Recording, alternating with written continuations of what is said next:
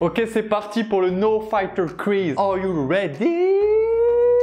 Première question. D'ailleurs, seule et unique question. Qu'est-ce que l'on fait lorsqu'on perd notre téléphone? Réponse A, on s'en fout, bien évidemment. Réponse B, on court s'acheter un nouvel iPhone, le rêve de tous. Réponse C, on se dit purée, j'abuse trop, ça fait 3 fois en une semaine que je le perds. Réponse D, on le cherche jusqu'à ce qu'on le retrouve. Et en passant, on chiale toutes les larmes de notre corps parce que ça fait 5 minutes qu'on le retrouve pas. Réponse A, réponse B, réponse C, réponse D. On se retrouve tout de suite pour la bonne réponse. No Fighter.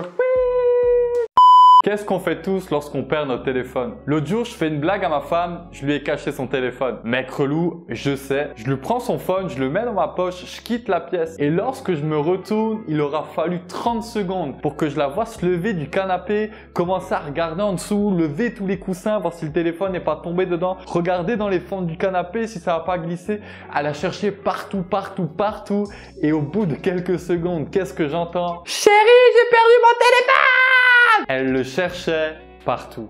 Qu'est-ce qu'on fait tous lorsqu'on perd notre téléphone? Combien d'entre nous on va le chercher jusqu'à ce qu'on le retrouve? Et combien d'entre nous on l'a déjà perdu et on l'a cherché jusqu'à ce qu'on l'ait retrouvé? Et vous savez, cette blague avec ma femme, elle m'a un peu questionné. Je me suis dit, purée, mais en fait on cherche notre téléphone comme si c'était la chose la plus importante à chercher dans nos vies. Et je me suis demandé, est-ce qu'on cherche les choses importantes de la vie de la même manière qu'on cherche nos téléphones? C'est quoi ces choses importantes? L'autre fois, je posais cette question à des jeunes et les réponses qui sont un peu ressorties, c'était la santé, l'argent. Et une qui est beaucoup revenue, c'était le bonheur. Vous savez, on cherche le bonheur jusqu'à le trouver. On cherche à être heureux, on cherche à être épanoui, on cherche à faire et à avoir des choses qui nous donnent du plaisir. On cherche à faire des choses qui nous valorisent, on veut se sentir bien, on veut être heureux.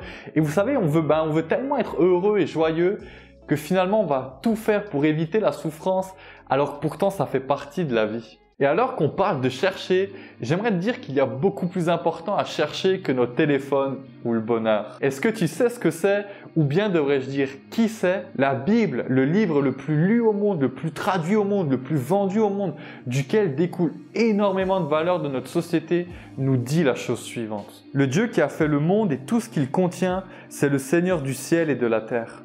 Il n'habite pas dans les temples construits par les hommes, il n'a pas besoin qu'on le fasse vivre, rien ne lui manque. En effet, c'est lui qui donne à tous la vie, le souffle et tout le reste. À partir d'un seul homme, il a créé tous les peuples pour qu'ils habitent sur toute la terre. Il a tracé les limites de leur pays, il a fixé le moment des saisons. Dieu a fait cela pour que les gens le cherchent. Même s'ils ont des difficultés pour le chercher, ils vont peut-être le trouver. En réalité, il n'est pas loin de chacun de nous.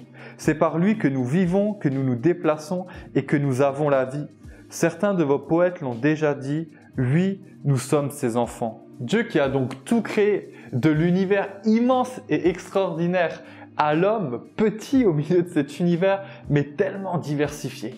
Et Dieu a fait toutes ces choses pour qu'on le cherche et pour que lorsqu'on le cherche, on puisse le trouver.